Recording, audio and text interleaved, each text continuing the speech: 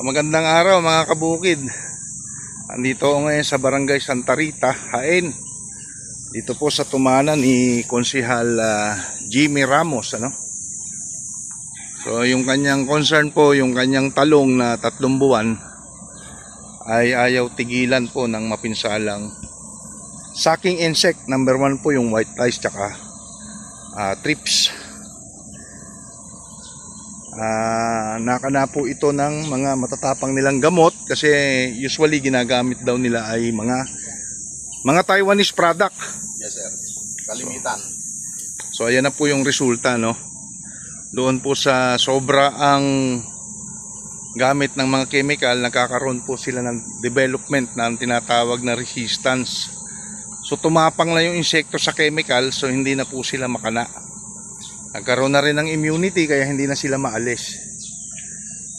So babaguhin natin ngayon yung kanilang pang-amoy at pang-lasa dito sa talungan ni Sir. Ang balak ni Konsehal Jimmy rito ay tabasin na. Kaya lang napakasayang, Sir. Sa binhi nga lang sir, binhi namin dito 13,000 ata ang naubos namin dito. Sayang. Kaya sabi ko dito sa dalawang kasugpong ko, kako 3 mil na naman ba yan? Ngayon kako, kung hindi naman natin dapat magbabaka sakali, baka makuha pa natin yung nagastos dito. Kaya pa naman, kaya lang may dagdag gastos lang talaga Yes, trabaho. sir. Katunayan sir, bumibili din naman kami ng mga pang-insekto pa hanggang sa ngayon.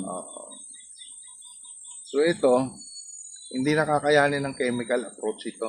Biological approach ang gagawin natin sa kanya. Babaguhin po natin yung pangamoy at panlasa ng insekto. So ganito lang po yan eh. Pagka tayo man tao, napunta tayo sa isang lugar, maganda, mabango, hindi tayo halos aalis eh. Nagustuhan natin doon eh. Sir. Pero kung mabaho, hindi tayo tatagal. Di ba?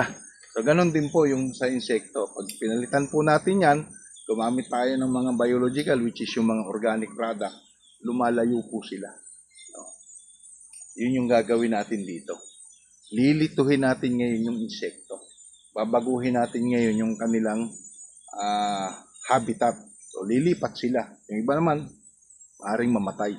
So yun po yung gagawin natin dito sa iyong halaman. So mga kabukid, ako nga pala ay napanood nyo ba ako, Sir? Napanood sir. Ay, napanood. Salamat. Napanood ko yung... Nakasubaybay pala si Konsehal. Kako parang okay to. Salamat naman. Ako talaga, yun talaga yung aking advokasya, abutin at tulungan yung mga kagaya po ninyong nasasaktan na sa gastusin. Nakita ko sir, Santa Rosa, baka kung malapit lang sa amin ito, baka mamaya pwedeng... Pwede, lumilibot po talaga. Abot nga po ako Tarlac eh. Pangasinan Pwedeng eh. makarating ka ako dito.